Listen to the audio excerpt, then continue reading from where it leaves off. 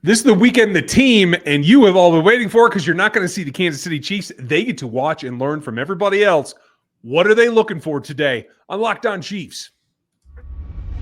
From the land of the free and the home of the Chiefs, this is the Locked On Chiefs podcast. Welcome back, everybody. We're brought to you by Prize Picks today. That's prizepicks.com/LockedOnNFL, and use the code LockedOnNFL, all lowercase, and you can get $50 instantly when you play $5. We're going to get into it because this is the best week of the year for a team that is always trying to play 20 games. They get to sit down and relax. That goes a long way. So what do they do and how do they do it? That's what we're looking at today. Later in the show, we're going to get to the biggest threat in the NFC, what they need to learn about them. Before that, we will pick all the AFC games and figure out what they need to come away with in terms of information off of these. And we will get started with what they're going to watch and learn right now. This is Chris Clark from KC Chiefs Corner. You can find him there and all of his work. I'm Ryan Tracy from Rogue Analytics and Performance Consulting, as well as NFL33.com and RGRFootball.com. Thank you all for checking out our other outlets. We very much appreciate it. We also appreciate you making us your first listen and make another Locked On show your next listen. There's a ton of them, especially as everybody starts looking at the draft and that kind of stuff. There is information to be had. We appreciate that. Thanks. Like, sub, hit the bell, do the stuff on everything on every platform all the time, because we're always free and we're always here for you, Chiefs Kingdom, especially our locos. They are our everyday listeners that get on the text line at 816-357-8781. Let's get after it. Sitting on the couch is one thing. Yeah, you can get your feet up, you can get some relaxation, but it's a time to watch and learn as well. They'll get all the 22 film that they're going to need, but for the players, having taken a bunch of time off here, just going to get restarted here today, tomorrow, just starting to think about it.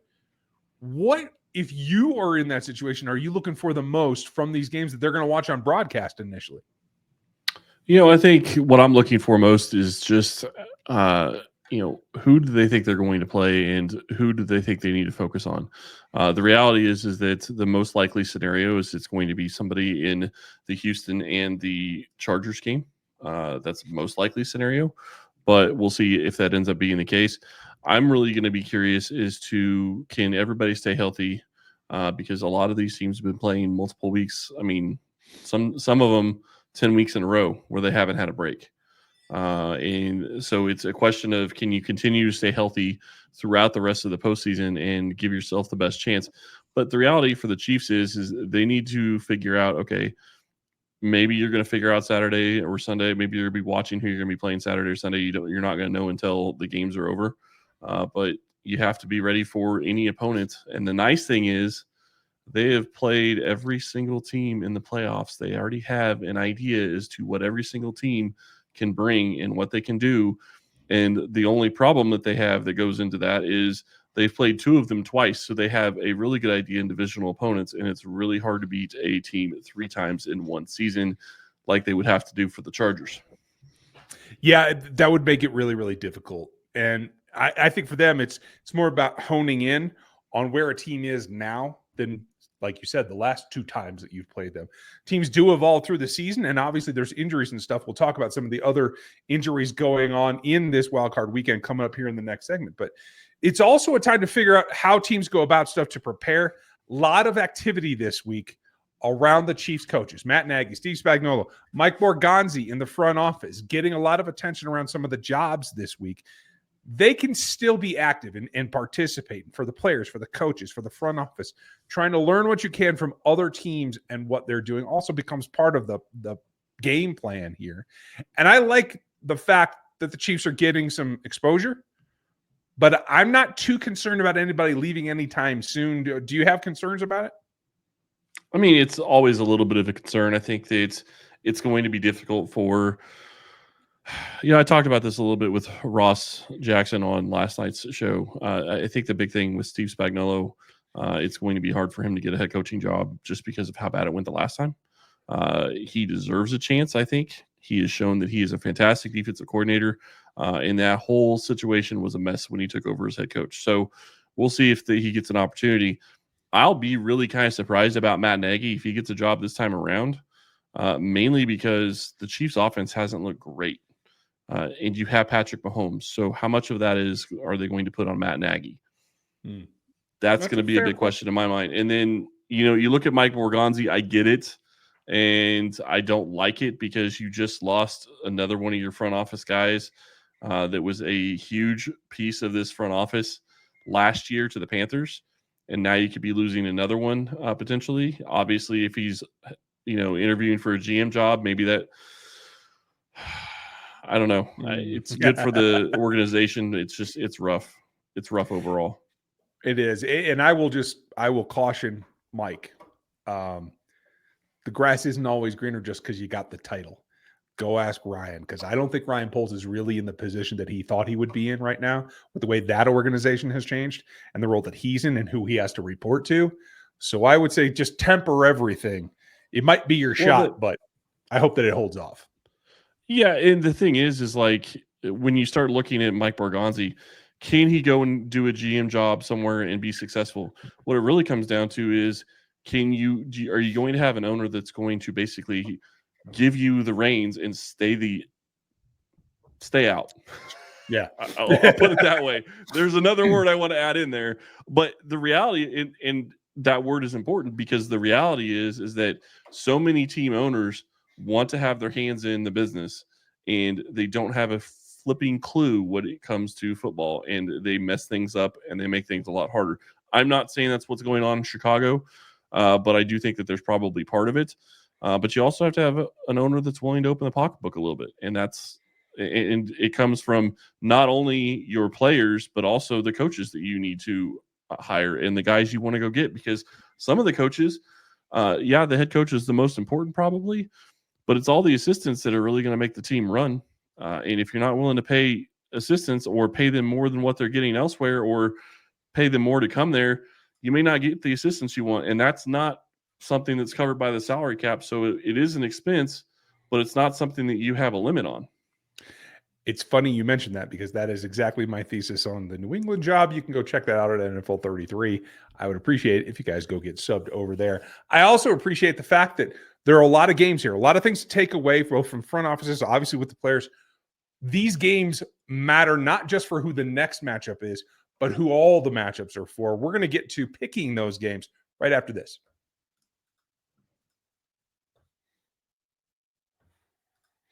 This is a message from our sponsor, Intuit TurboTax. If you're tired of wondering, waiting, and worrying about your taxes, well, it's a thing of the past at this point.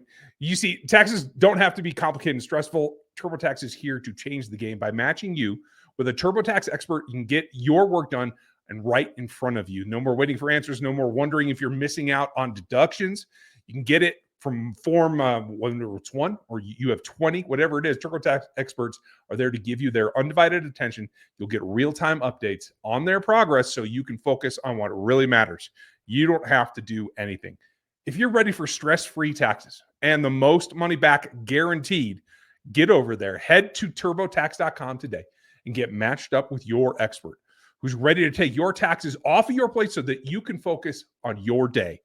Only available for TurboTax Live, full service, real-time updates only on the iOS mobile app. See guarantee details at TurboTax.com/guarantees. PrizePicks is the best place to get real money sports action with over 10 million members and billions of dollars in award winnings. PrizePicks has daily fantasy sports and makes it accessible to all. You just pick more or less on at least two players for a shot to win up to 100 times your money. Run your game all season long at PrizePicks. They make it simple, and they even invented the flex play, which means you can still cash out even if your lineup isn't perfect. You can double your money even if one of your picks doesn't hit. So sign up today and you can get $50 instantly when you play a $5 lineup. You don't even have to win to receive that $50 bonus. It's guaranteed. Download the Game Time app and use our code LOCKEDONNFL, and you're going to get $50 instantly after you play a $5 lineup. Super simple. Download that app, use our code LOCKEDONNFL, and get that 50 bonus for playing a $5 lineup. Super easy over at PrizePicks. Folks, make sure that you check out everything that we're doing at KC Chiefs Corner. at NFL 33, at RGR Football. We have a ton of stuff for you, left, right, and sideways, not just on this team, but on a little bit extra as well. And that's when it comes in handy to know what these teams in the playoff field are, because if you've been watching through the season, there's a lot of ups and downs. Obviously, Chiefs are out, Lions are out, but there are 6 games. And it does foreshadow the Chiefs are likely to play next Saturday when the schedule is out there, based on what happens with these teams. All the AFC teams are playing off the get-go. First game of the docket is probably the most contentious, in my opinion. Chargers at Texans. I think Chargers are a much better team. I think that they probably will be able to settle back. I don't think they have to push their play action game. I don't think they have to go really, really hog wild on the passing game, because I think they're going to be able to run on the Texans pretty well. And, I think what Ladd went off the weekend before or the weekend after they played the Chiefs, I think they're probably going to want to protect him and kind of hold him back a little bit for anticipating playing against the Chiefs. I actually looked at this last night, and the Chargers are favored by 2.5 points in this game. I do think that it's possible that they come in and it's not even a 2.5 point game. Chargers are a better team, I think, than the Texans. Texans are dealing with injuries. The loss of Tank Dell against the Chiefs was a huge injury to them. They just don't have the weapons, I don't think, offensively to play and continue to have a chance to win this week. And you look at CJ Stroud, that's going to be a problem. He hasn't been playing up to the normal place that he's been playing. So I do think that that's going to be a problem for the Texans. I don't think that the Chargers will lose this game. I do think the Chargers move on, which is likely going to mean that the Chiefs are going to end up playing them. But we'll see if that ends up being the case or not. There's always the possibility that the Chargers Charger. That's reality. I mean, they have struggled in the playoffs, and I know we're going to talk about this game in a second. Like, the Chargers struggle in the playoffs and they blow games that they shouldn't lose. Is that coaching? Is it the players? Is it, we'll see a little bit more. They have a brand new coach this year, so maybe they'll be able to get further than they have in the past. But we look at the next game, or we look at another game that I think is going to be not even really close. Baltimore and Pittsburgh. I don't think that's a close game. It shouldn't be a close game. Let me put it that way. Yeah, you're absolutely right. So we both, for the record, folks, we both take the Chargers in game 1. We're not going to do scores. I'm not that adept with other teams, so we're not going there.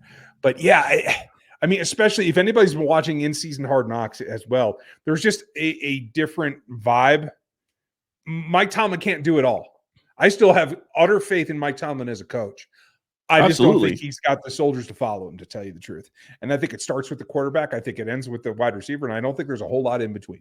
So I agree with you. I think between what Lamar's able to do and honestly, the way that Derrick Henry's been running lately, I feel supremely confident in them. I think it's going to be kind of a massacre, to tell you the truth. I won't give a score, but I don't think it's close. Yeah, I don't think it's close. I think it's an 8.5 point game. And no, 9.5 point game. I think they're actually – the Steelers are actually favored to lose by, I think, 9.5 points, according to FanDuel. At least that's what it was when I saw it last. And that means that they think that they're going to lose by 2 scores. And I'm sitting here going, that makes sense. Steelers haven't been a good team most of the season. They've been okay. They've been winning against teams that they should beat. They haven't been able to beat teams that are good teams, but their record is good enough because they had a bad enough schedule. So to me, I think that this is a situation where Lamar Jackson also has a statement he has to make, because the one thing that you can always say about Lamar is he's never been able to put together in the playoffs. He's got to win, but he can't put it together in the playoffs.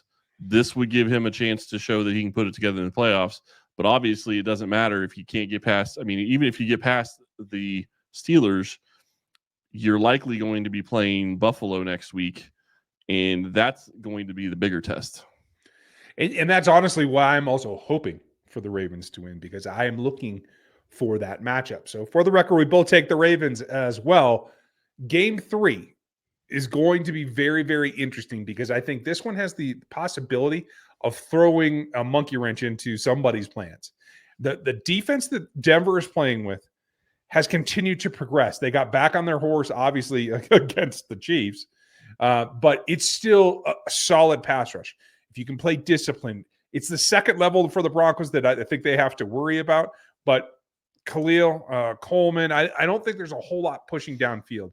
So it's really the Josh game. And I think this might be one of those crafty matchups that doesn't look like it's going to be close on paper, but ends up being closer than it should. Well, and I think this is a 8.5-point game, if I remember correctly, on FanDuel. So to me, that's going to be one of those things where it's going to be curious because I'm not sure that it's going to be a spread like that. This Broncos team, like you said, their defense is a lot better. And I know we just talked about and finished talking about the Ravens, but the thing that I like about this Broncos and Bills game is think about it this way. The Broncos are going to come in and they're going to be going as hard as they possibly can. This is their everything. Obviously, it's the playoffs. Every team is going to play like that. But the Broncos team is going to bring the wood, and they're going to hit, and they're going to play physical as much as they possibly can. And if you're looking at that from that sense, then you're getting into the next week. If the Broncos lose, the Bills are going to be beat up playing the Ravens, who are already a physical team. That's going to be the next week's game. To me, that's kind of the way that I think this works. I don't think the Broncos win. I do think the Broncos have a chance. I think there's a lot of people writing them off that are – I think the Broncos are a better team than people are giving them credit for. Let me put it that way. Do I think that they're really good enough to beat the Chiefs by 2 scores on a regular day? No.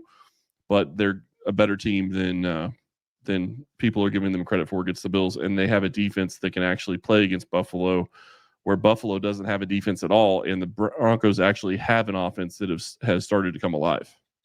It's going to be real interesting. I think this ends up being a 3-point game, but I do think the Bills are going to pull it out. So you get that matchup against the Ravens, which works for the Chiefs, I think, in every possible way. But there's also a whole other side of the bracket. Who looks scary? Who's a threat in the NFC that isn't a Lion? We know they're out there. We're going to get to that coming up next. From big upsets to game-winning drives, the NFL playoffs are better with FanDuel because right now, new customers can bet just $5 to get $200 in bonus bets guaranteed.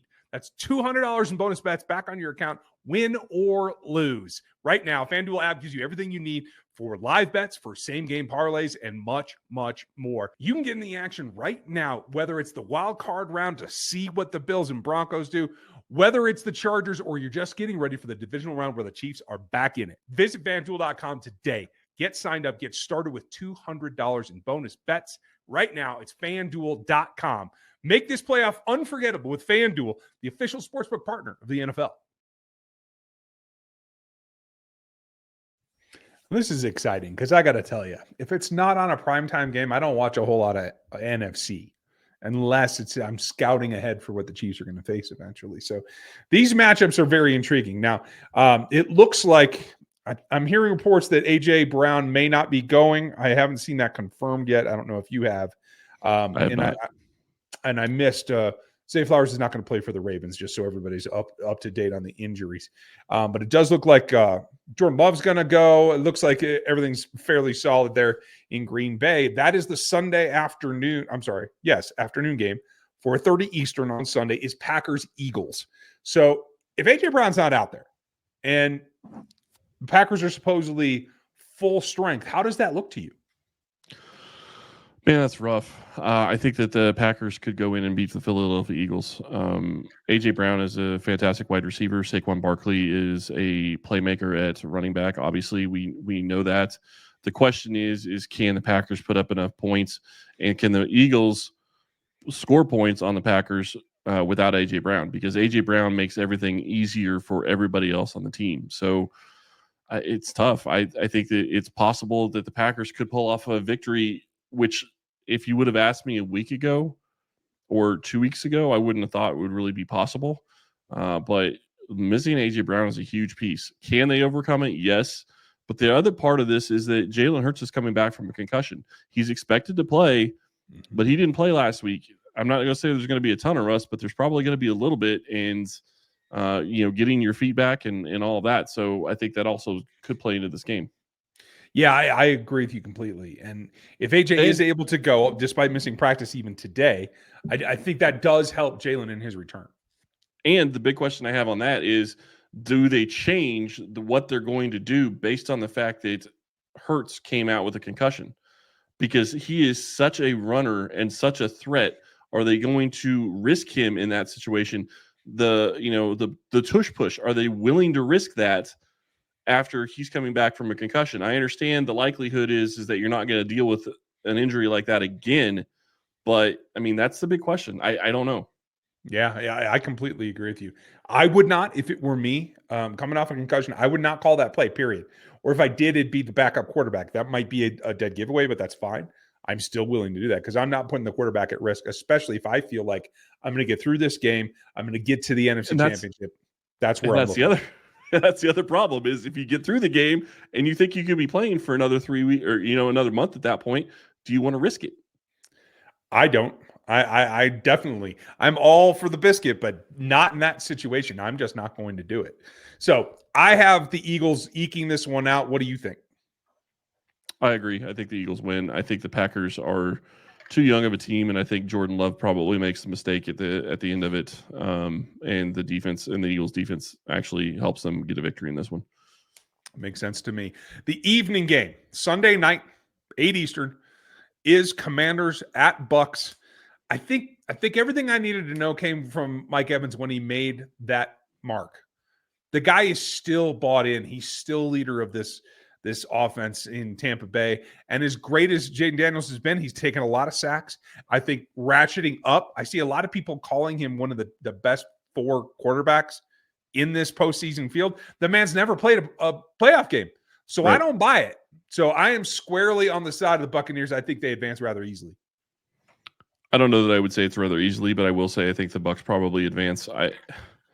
This is going to be a huge test for Jaden Daniels. Is he the guy that can step in and under pressure in the bright lights, play well, and win a playoff game? Because playoff football is faster than anything during the regular season. And he aced his tests early on, kind of took a little bit of a step back throughout the middle part of the season. He's still playing well, don't get me wrong. But this wasn't ever expected to be a team that was going to be threatening for a Super Bowl. Now, I will say this. The Bucs also, I don't think, were a team that I ever thought would be threatening for a Super Bowl. So when you look at this from that perspective, it's a question of who's going to be the better team in this game. I'd say it's closer to 50-50. I think the Bucs could win, but I think it's closer to 50-50, and I'm not so sure that it's really going to matter because whoever wins this game is likely going to lose next week. Fair enough. So do you have a pick or no? I'll pick the Bucs. I think Baker has the experience, and I don't think that you don't have a ton of playoff experience on that Washington team, and it is a whole different ballgame when you get to the playoffs. Yeah, absolutely. This is an important experience for the entire team. Yeah, it certainly is. It's a learning process. You have to go through this. Same with the Broncos. Same with the sorry, I'm done. Yeah, absolutely. To wrap up the docket, it is Monday night. It is Vikings at Rams in LA. And obviously, shout out to all of our listeners, everybody in Chiefs Kingdom that's out in the LA area. I know you're going through hell right now, and those fires are absolutely insane. So our thoughts are with you for sure. The NFL's thoughts are with the Rams as well. If this does get moved, it is going to be in Glendale, Arizona, the Cardinals' home field. I think that changes everything quite dramatically, to tell you the truth. I personally feel like Sam Darnold's hit kind of a lull at this late point in the season. But I think he can ratchet it back up. I think what we've seen the last couple of weeks hasn't been what we expect from him. And I think stepping into that, especially with Addison coming on, obviously with JJ, they have an offense that I think can rally. I expect them to give the Rams all they can handle, and especially if it's moved, maybe more than they can handle, because I don't know that Puka and Kupp in his current evolution is enough to put up enough points. It's interesting because I think that we've seen the best of Sam Darnold this year, and I don't think that they're going to take another step forward in the playoffs. I think that it's possible that they could win this game. They have the better offensive pieces, but to me, if you look at the quarterbacks, which is generally what these games come down to, Matt Stafford is head and shoulders above Sam Darnold. I still think that he is a better football player than Sam Darnold is right now, and I don't think it's particularly close. But that defense in Minnesota, the way they're able to play defense, the way that they play, as an offense and generally have been playing this year, Darnold can make it interesting as long as he doesn't make mistakes. But the problem he has is he's limited by his skill set and his ability to throw, specific passes. And against the Rams, is that going to be enough? I mean, if they can get Puka and Kupp going, I think the Rams can win. But it does matter where this game is played. If the Rams don't have their fans there, it changes everything, and it's going to be rough. The last time these two teams met, it was the Rams winning 30-20. I don't think that repeats. I'm going to take the Vikings. I think I'm taking the Rams. Okay, so we disagreed on one. That's good. At least we got some point of differentiation. Well, We'd love to know what you think. I think that Stafford is better, and I think Darnold showed against the Lions. And I know that the Lions defense or the Rams defense isn't the Lions defense, but I think Darnold showed against the Lions that he can't take that step forward, which I think is also going to hurt him in the offseason when he's looking for a new deal. But that's neither here nor there. But that could easily be absolutely true. We'd love to know what you think. How do you see these games coming off? What does Wild Card Weekend look like to you? Leave your comments down below here on YouTube. And if you're listening on audio, you can always jump back onto YouTube and get subbed over there as well. We appreciate you guys spending your time with us. It's exciting because the Chiefs get to put their feet up. I hope you guys enjoy some nice leisurely, especially after the season that we've had, leisurely ball games to watch. Yep. No tension, no worry. We're going to take a ton of takeaways for you. Don't worry. We will have your back next week, as we always do, as the Chiefs get ready for whoever this opponent ends up to be. We will break them all down. We'll give you tendencies. We'll give you predictions. We'll be everything you need to get ready for the Chiefs' next ball game. Thanks for being with us today. Enjoy Wild Card Weekend. We'll talk to you next time.